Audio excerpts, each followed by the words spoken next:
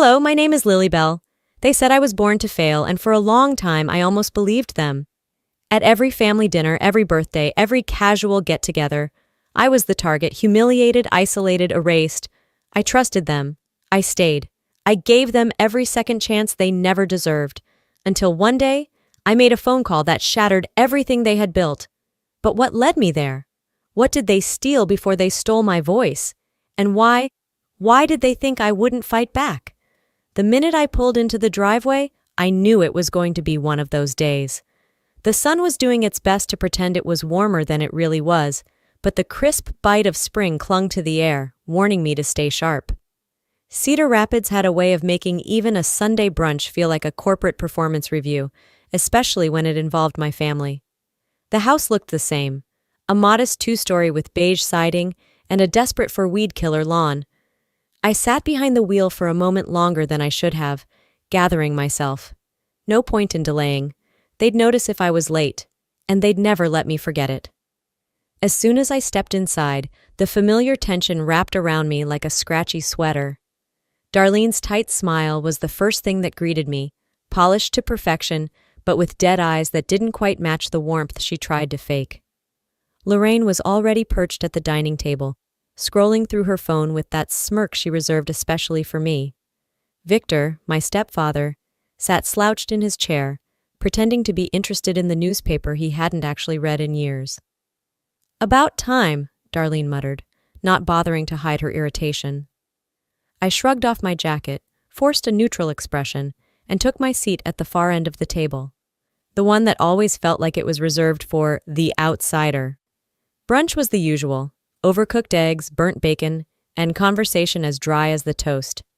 Darlene started first, poking and prodding with thinly veiled criticism about my job, my apartment, my apparent inability to maintain a proper relationship.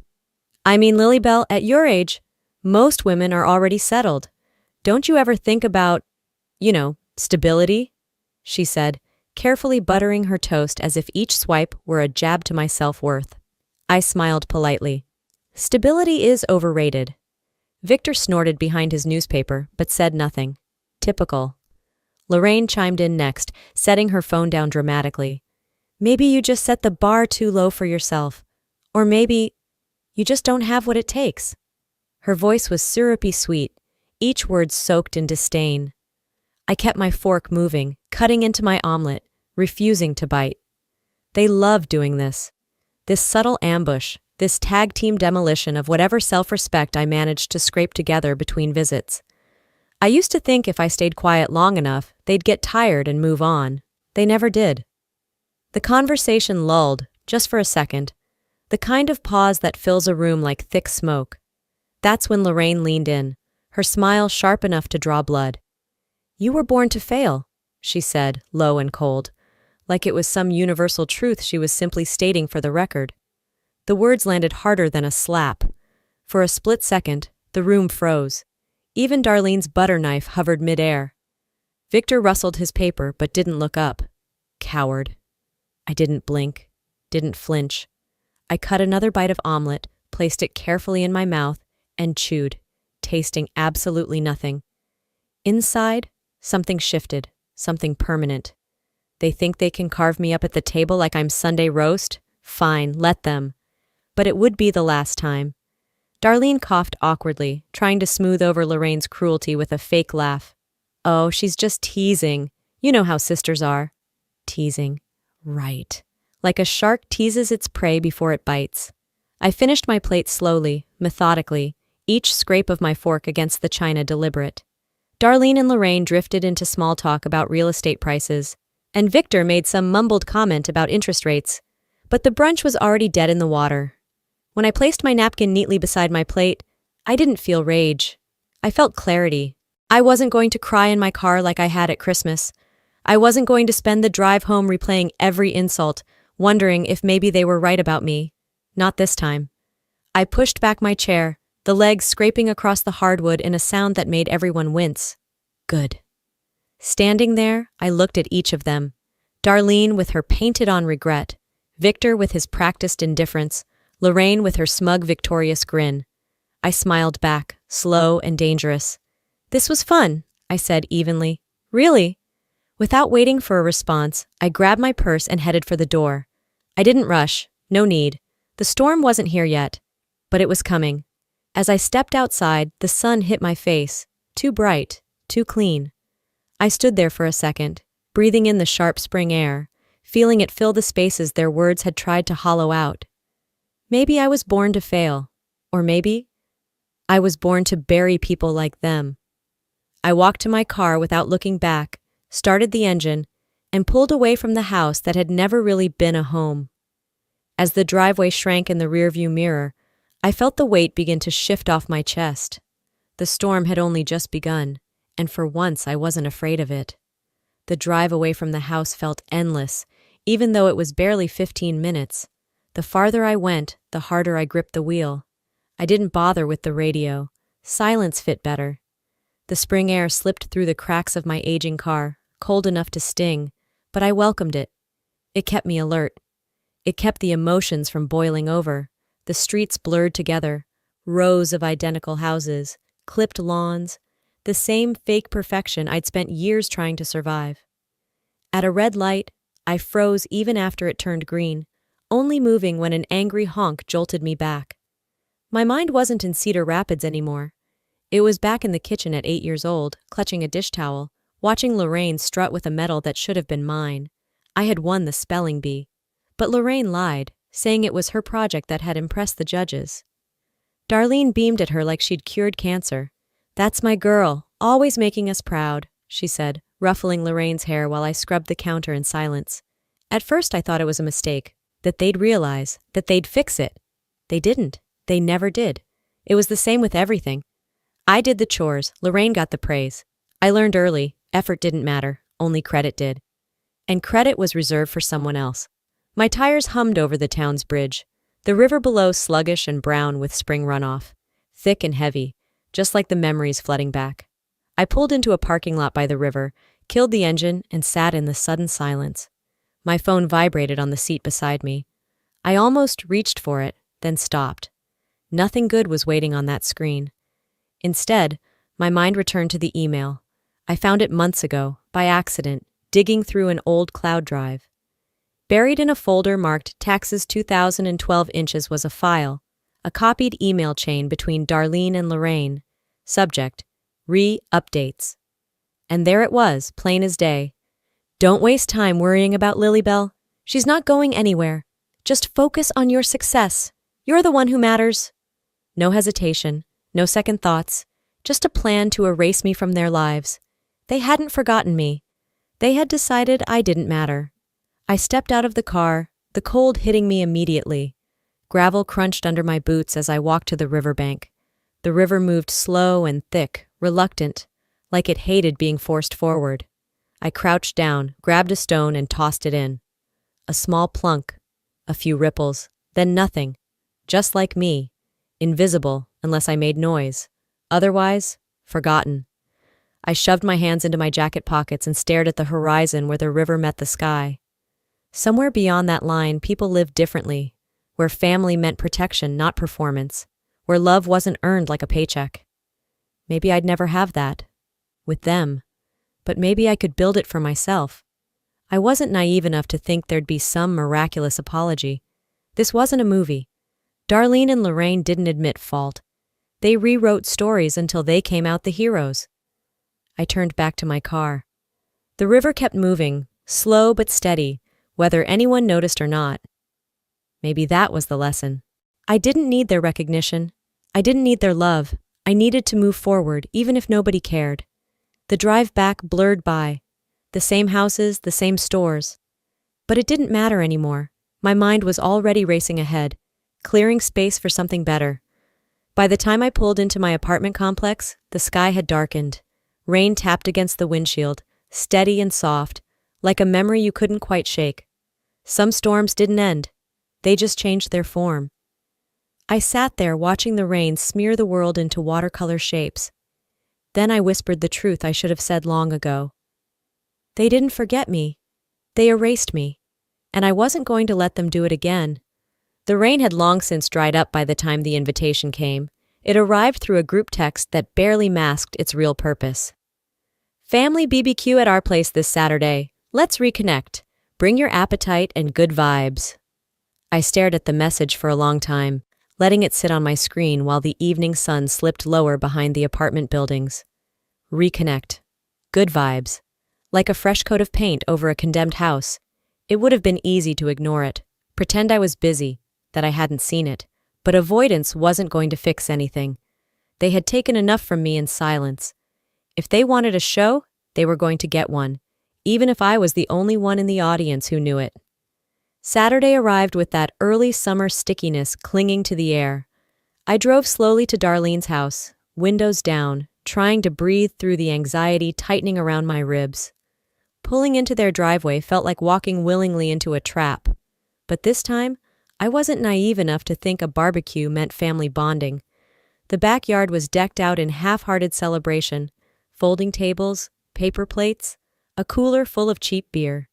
Darlene fluttered over with a too-wide smile, arms outstretched like we hadn't seen each other just weeks ago at that brunch from hell. "There's my girl," she chirped. "We've missed you." Missed me like a wolf misses a sheep, maybe. Lorraine lounged near the grill, beer in hand, sunglasses perched atop her perfect hair. She raised her drink toward me in mock salute before turning back to flirt with a neighbor. I stayed polite, guarded, keeping my movements slow and deliberate, as if one wrong step might trigger something ugly. I was done giving them ammunition. The first real crack appeared when Darlene pulled me aside, her voice dropping into a conspiratorial whisper. "We had a little scare last week," she began, fussing with her bracelet like the drama embarrassed her. "Bank mistake. Thought we were going to lose the house." Lorraine was a wreck, bless her heart. She left out that it had been my late-night calls to the bank, my endless hours sifting through old account records, my research that uncovered the clerical error saving their home. Funny, she forgot to mention that part.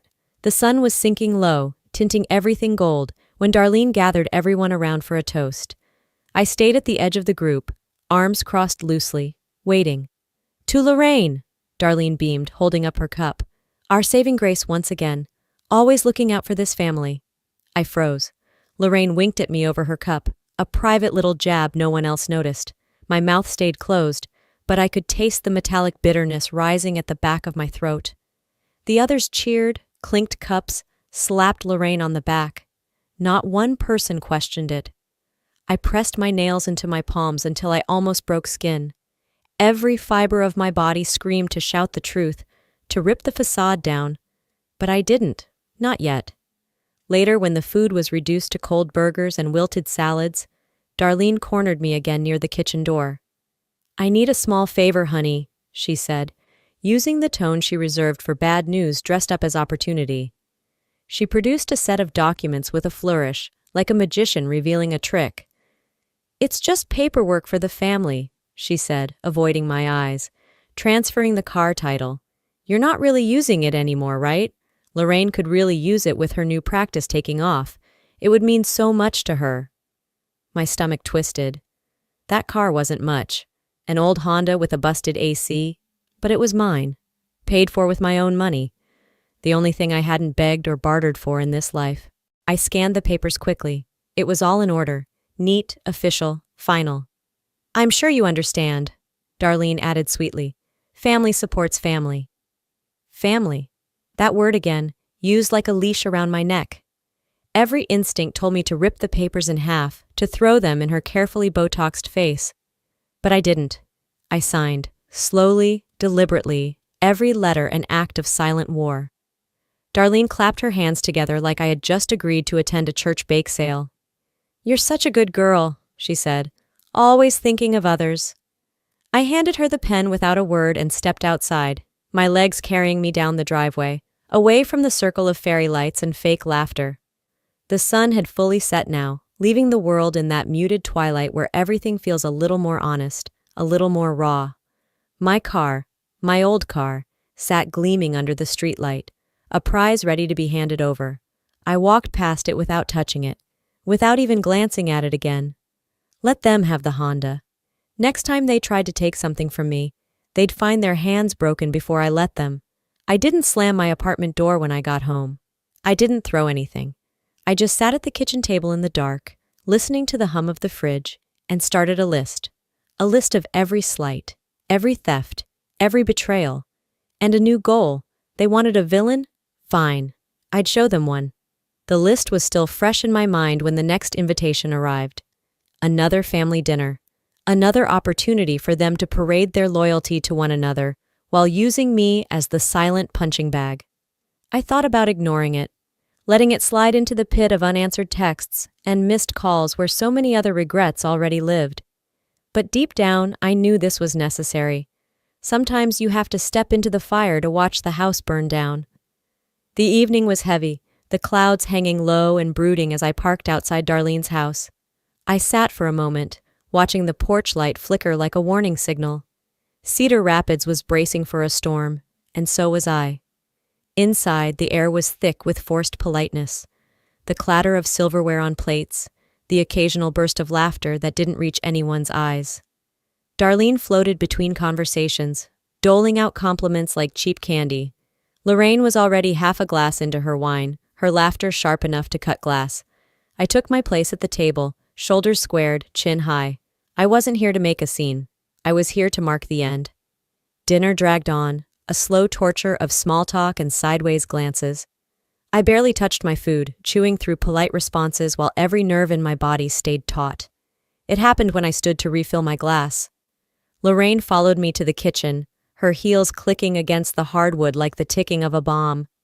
I kept my back to her, pouring water into my glass with deliberate calm.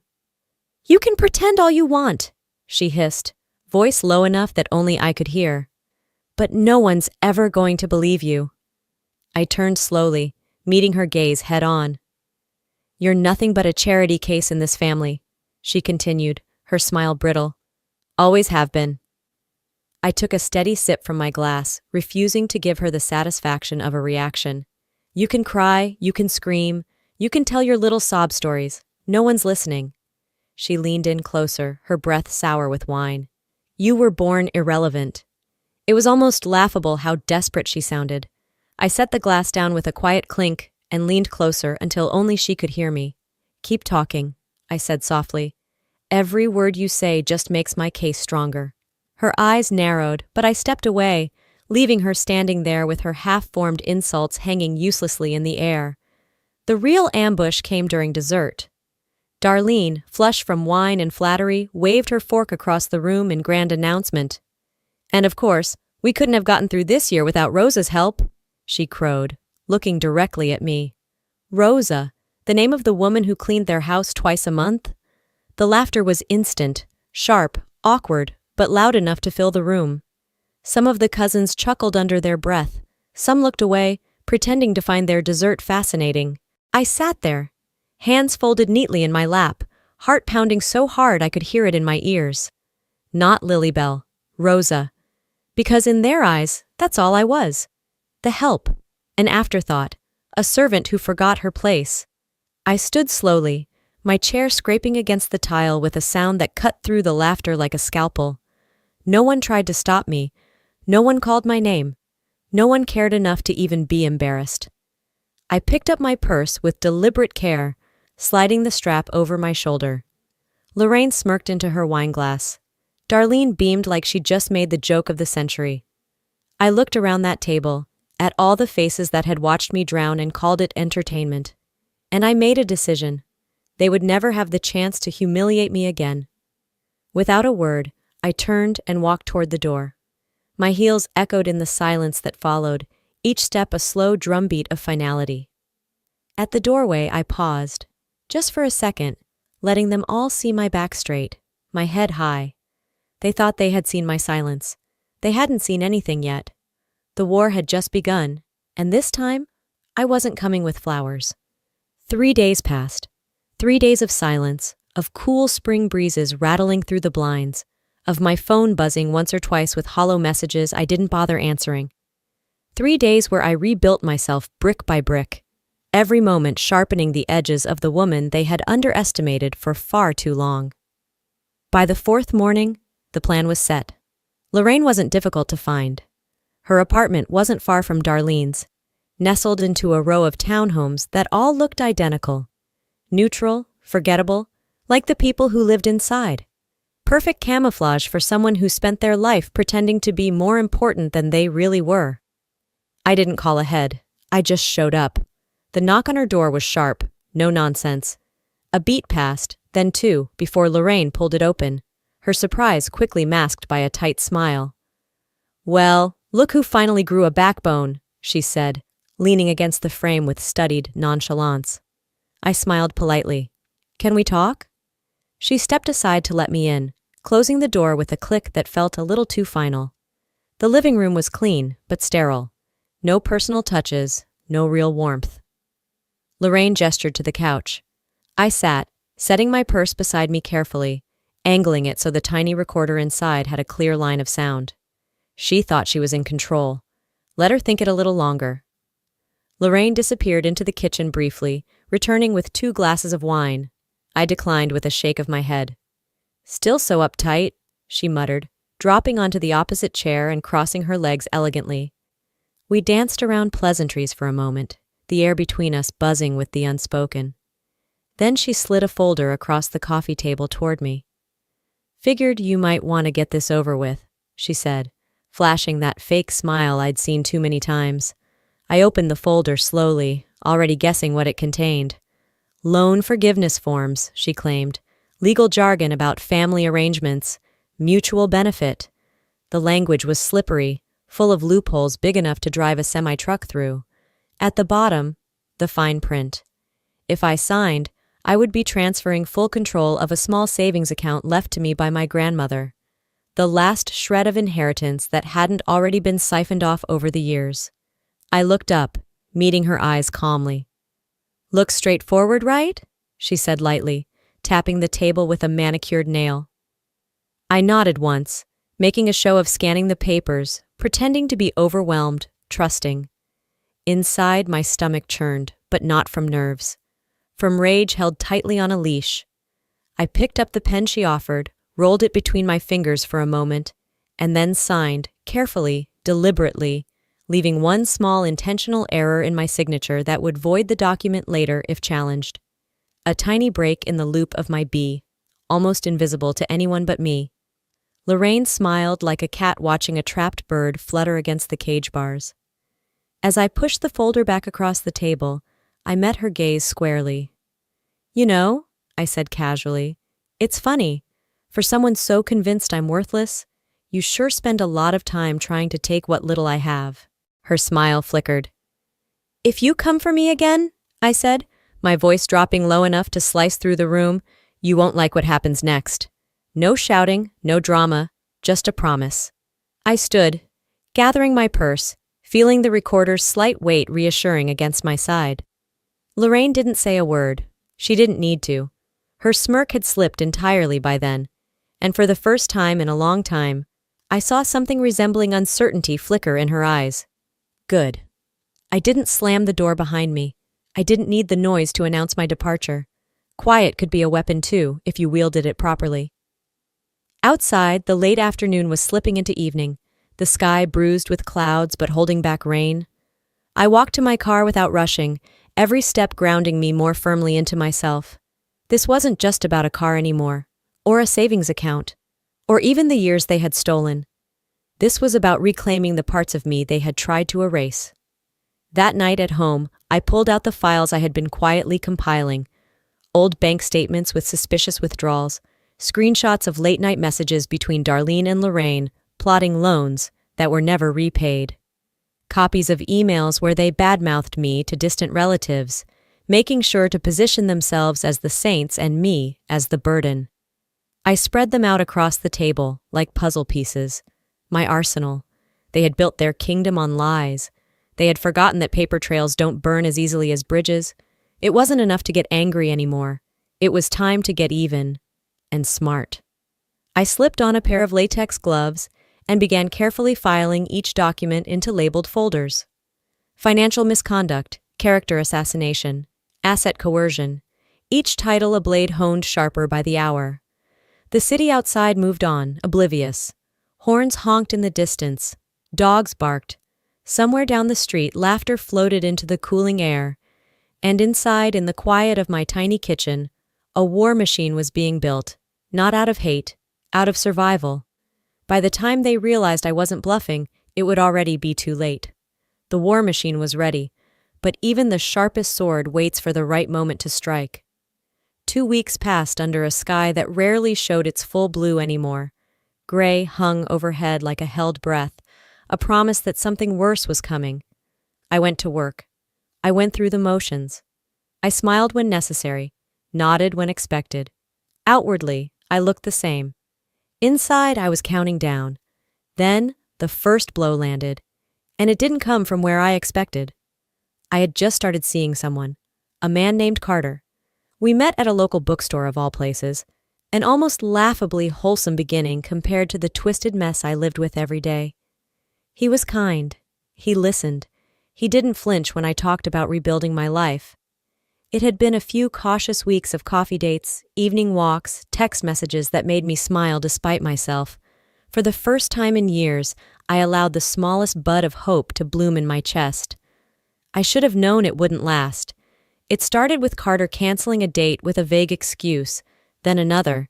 Finally, a text, cold, detached, explaining that things felt complicated and he didn't think it was a good idea to continue. No warning, no explanation. Confused, I called once. It went straight to voicemail. No callback. Something twisted low in my gut. I didn't have to wonder long. The next day, a mutual acquaintance at the bookstore mentioned, almost apologetically, that someone had warned Carter about me, said I was unstable, vindictive, dangerous when rejected. The phrases were too precise, too familiar. Lorraine's fingerprints were all over it. I thanked the acquaintance and excused myself before my hands started shaking in public. That night, I sat in my car outside my apartment, gripping the steering wheel until my knuckles whitened. Betrayal, cold and oily, oozed through my veins. Not just because of Carter. I barely knew him. It was what he represented. A life beyond them, beyond the cage they had built for me. And Lorraine had smashed it with one whispered lie. I stayed in that car until the streetlights flickered on, until the dusk melted into full night. When I finally climbed the stairs to my door, my phone buzzed. An email from HR. Subject line, urgent. Request for immediate discussion. My stomach dropped. At work the next morning, it was all too clear. The side glances, the sudden silences when I walked into a room. People I had laughed with a week ago now studied me like I might explode. In the meeting, the HR manager was polite but stiff. We received an anonymous tip about inappropriate behavior, she said, sliding a thin file across the table. Inside, vague allegations, nothing specific enough to pin anything on me, but enough to tarnish, to whisper, to poison. No names, no witnesses, just the stink of suspicion, carefully crafted.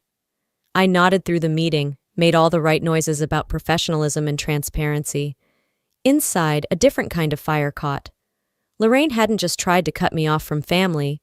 She was trying to erase my future, too. I returned to my desk under fluorescent lights that suddenly felt harsher than usual. I logged onto my computer. I pulled up copies of my last 6 months of performance reviews, glowing. No incidents, no warnings. I quietly started downloading copies of everything. Emails, commendations, project assignments, building my side of the story. They thought they could smear me into silence. They thought wrong. That night, I didn't bother turning on the lights when I got home. The city outside kept humming. Cars passing, televisions flickering through half-closed blinds, lives moving forward. My apartment sat in stillness, waiting. I spread the new files across the kitchen table beside the old ones. HR summaries, gossip trails, shredded reputations built by careful malice. Piece by piece, I mapped out the attack, the pattern, the escalation. They hadn't gotten sloppy. They had gotten arrogant. It would be their downfall. I stared at the evidence, feeling the final remnants of fear burn away, leaving only focus behind. If they wanted a war, they would get one. They wanted me quiet. They were about to learn what real noise sounded like. The rain didn't just fall that night. It clawed at the windows like it wanted in. I sat there at my kitchen table, surrounded by folders and files, the storm outside matching the storm inside my chest. It wasn't anger anymore. It wasn't even hurt. It was a new thing, colder and sharper, something that didn't shake or flinch. I was done waiting. The hours stretched thin and heavy. Somewhere past midnight, after the last crack of thunder had rumbled low across the sky, I clicked open a folder I hadn't touched in years. A backup from my father's old hard drive, saved during the chaos of our family's ugly unraveling. Most of it was junk, half-finished spreadsheets, random family photos, old tax returns. But tucked between two forgotten budget reports was something else. An email, still in draft form, never sent. I almost deleted it without reading, but something about the timestamp caught my eye. Dated just days before Lorraine had accused our father of threatening violence, back when custody battles and restraining orders had torn what little family we had into pieces. I opened it, my blood iced over. It was a letter, written in Lorraine's voice, but directed from our father. A fabricated rant, filled with threats he never made, hate he never spoke. Lorraine had written it herself, saved it, polished it, and then somehow used it to ignite a fire that had burned for years. Reading it, piece by piece, was like pulling glass out of my skin. I sat back in my chair, staring at the screen as the truth landed fully, finally, without mercy. Lorraine hadn't just been cruel. She had orchestrated everything, and Darlene? She had chosen to believe it, because it was easier than facing who Lorraine really was, and what that said about her as a mother. The rain began to ease, a soft drizzle now, almost apologetic. I closed the laptop with a click that sounded louder than it should have. They had erased our father to make themselves the victims. They had erased me because I refused to play along. Not anymore. I pushed the laptop aside and checked my phone out of habit. A new message buzzed onto the screen, a screenshot forwarded from a distant cousin. A group chat thread titled, Family Reunion Planning. Photos of the house decorated in cheap streamers, a cake with family forever, scrawled across it, jokes about who would bring the potato salad, who would man the grill, and not a single mention of me. At the bottom of the thread, a cousin had typed, "Well, at least no drama this time, right?" And another had replied, "Exactly. No Lilybell to bring the rain cloud." I stared at the screen, the text burning into my eyes like acid. Not invited, not missed, not even hated enough to lie about, just erased. Funny thing about erasure, though, you only think you're getting away with it until the ghost you created decides to haunt you. I stood, every movement deliberate, every breath sharpened to a blade. Enough. I spent the rest of the night assembling everything, timelines, documents, testimonies, every lie they ever told and every proof they ever left behind, because they never thought I'd be smart enough or strong enough to gather it all. The storm had moved on by dawn, but its weight still clung to the streets, heavy and wet. I stepped outside with a manila folder under my arm, a copy of every piece of evidence tucked inside. The world smelled like wet asphalt and coming reckoning. I drove to my attorney's office downtown. No radio, no distractions, just the steady thump of the windshield wipers and my own heart beating a slow, sure drum. The receptionist looked up as I entered, gave me a small, curious smile. I returned it with one of my own, a sharp, contained smile, like a knife slid back into its sheath. "I'm here to file a complaint," I said. "Against my sister, against my mother, against the lies they built their lives on." The receptionist nodded, pointing me toward the right office. I walked there without hesitation, every step rooted in purpose. They wanted to erase me? Fine. I'd erase every false story they ever spun, every lie they ever wove into our family's name. They erased me from their family, I thought, clutching the folder tighter. Now I'll erase their lies from existence. Some wars you run from? Some wars you survive, and some you become. The morning the fallout began, Cedar Rapids looked almost too calm, too clean, as if the town itself hadn't yet realized something rotten was about to be exposed. I sat at my kitchen table, clutching a mug of black coffee that had long since gone cold. My laptop screen glowed in the dim light, a single line of text blinking back at me. "Your complaint has been received and is under formal investigation." A second email followed minutes later, from the State Bar Association. A third came from the Ethics Committee. Each one was a small detonation in a quiet war. I didn't celebrate. I didn't even smile. The satisfaction I felt wasn't loud or giddy. It was bone-deep and unshakable, the way the earth feels after a storm has passed, knowing nothing will ever grow the same way again. The first ripples hit just before noon. Lorraine's law firm circulated a bland internal memo. Pending investigation, Lorraine Weston will be taking a leave of absence. Not voluntary, not optional. A polite corporate muzzle strapped tightly over a growing scandal. I knew exactly how those kinds of emails worked. Full of vague wording, desperate to control the narrative before anyone else could. Too late. Rumors spread faster than wildfire once you lit the right match. And I had set mine quietly, methodically, in all the right places. A few whispered calls to colleagues who remembered odd discrepancies in Lorraine's case files, an anonymous tip to a legal gossip blog, a few screenshots in the right private Facebook groups. By mid-afternoon, Lorraine's name wasn't just whispered in corners, it was trending. #Lorraine Weston Ethics Inquiry. I watched from a distance, not out of cruelty, but clarity. They had built everything on deception. I was simply pulling back the curtain. My phone buzzed again. Another email, this time a news alert. Local attorney under investigation for professional misconduct. Her face stared back at me from the screen. The carefully curated headshot she used for years. Polished, perfect, smiling. Now a mask cracking in public view. Around 3 p.m., I received a text from an old acquaintance who still worked at Lorraine's firm. "It's a bloodbath here. Half her clients already bailed. Partner meetings nonstop. You okay?" I stared at the message for a moment, feeling a strange mix of emotions tighten my chest. Was I okay? The part of me that still believed in happy endings, in fairy tales about families healing if you just tried hard enough, wanted to be sad, wanted to grieve. But the woman sitting in my chair now, the woman who had dug herself out of the grave they'd shoved her into, she felt something else. Freedom. Real freedom doesn't come dressed in forgiveness.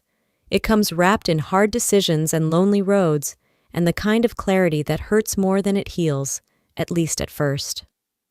By late evening, the final blow landed. Lorraine's law license had been formally suspended pending investigation. It was a cold, bureaucratic phrase, but to me it sounded like justice. No fireworks, no applause, just a simple notice delivered to her registered address, the same way they served subpoenas and eviction warnings. I imagined her standing in her high-rise downtown condo, reading the letter with shaking hands, realizing for the first time that there would be no spin big enough to save her this time. No poor me sob stories. No more sacrificial scapegoats. No more Lilybell to blame. She was finally going to have to wear her own sins, raw, heavy, and permanent. The streets outside my apartment buzzed with ordinary life. People walking dogs, teenagers laughing on their bikes, delivery drivers honking impatiently. The world hadn't ended. It had just corrected itself in one small, necessary way. I decided to mark the moment, not with champagne, not with revenge fantasies, but with something quieter, something stronger. I grabbed my keys, slipped on a jacket, and drove downtown. The evening was cool, with just a whisper of the rain that had washed the city the night before. Lorraine's firm sat on the corner of the business district, tall, proud, expensive. Tonight its windows were dark. A simple white paper taped to the glass door read, "Closed for private firm matter." I stood there for a long minute, feeling nothing and everything all at once. This was the empire they had built. This was the castle made of lies, and it was crumbling, not because I screamed and begged and pleaded, but because I simply showed the world what it had always been underneath the marble floors and polished smiles. Rot. I turned away without looking back. They would say I destroyed her. Maybe I did, but only because she handed me the match, poured the gasoline, and dared me to strike it. They built a castle on lies, I thought, slipping back into my car, the seat cold against my back. I just showed them where the rot was. Some endings aren't about revenge. Some are about reclaiming something you should have never had to lose in the first place. Your voice, your dignity, your right to exist without apology. The morning air smelled different now, cleaner somehow, even sharper. A month had passed since the world I once knew crumbled, and I hadn't looked back. I moved into a new apartment in the quieter part of Cedar Rapids. It wasn't glamorous. No sweeping city views, no designer furniture. Just 3 modest rooms filled with secondhand treasures, books stacked in uneven piles, a worn but comfortable couch, and a tiny desk shoved up against a sunlit window. And yet, it was the first place that ever truly felt like mine. I spent those first weeks piecing together a new life, brick by brick. I picked up freelance work where I could, editing, consulting, writing small reports for local businesses, nothing flashy but honest. No one here cared who my family was or what drama I had left behind. They judged me on my work, my kindness, my persistence. It was enough. Each morning, I brewed my coffee in a battered French press, opened my laptop, and slowly rebuilt something they never thought I'd have: independence. It wasn't a dramatic rebirth. Healing rarely is. It's not fireworks and grand speeches. It's standing up every morning when no one claps, feeding yourself hope one small spoonful at a time. Sometimes, though, the past seeped in, a word, a smell, a half-remembered song on the radio. Suddenly, I'd be back at that brunch table, swallowing humiliation like bitter wine. I'd hear Lorraine's voice, sharp, sneering, or see Darlene's patronizing smile floating through my mind like smoke. But I didn't drown in those memories anymore. I let them pass through me, the way rain moves through a sieve. I didn't pretend they hadn't happened. I just refused to build a monument to them inside me. The scars were there, sure, but they no longer defined me. One crisp morning, as I organized paperwork by the kitchen table, the past came knocking one last time. A thick manila envelope slipped through the mail slot. I opened it without much thought, scanning the legal jargon printed neatly across the top. Civil lawsuits against Lorraine, multiple plaintiffs, financial restitution demanded. Attached was a copy of her official disciplinary ruling, her law license permanently revoked. Her carefully constructed empire had finally, officially fallen. The last page was a personal note, handwritten, desperate.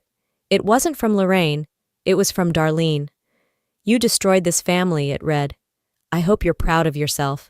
There was no apology, no reflection, only blame, still flung like mud against a wall already crumbling. I read it once, calmly, then folded the letter in half and dropped it in the recycling bin. They were still playing the same broken record. I had just stopped listening. Later that afternoon, I walked down to the small park near my new place.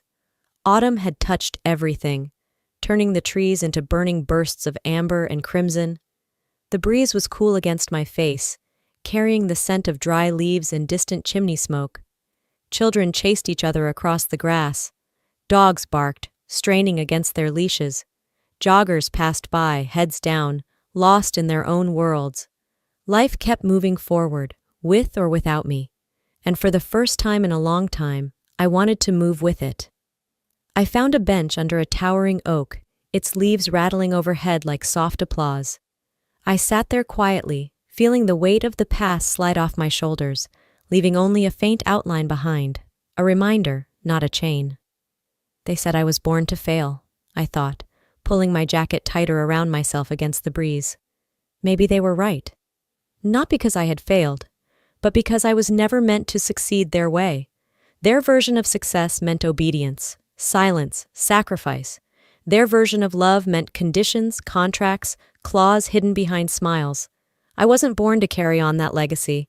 I was born to break it.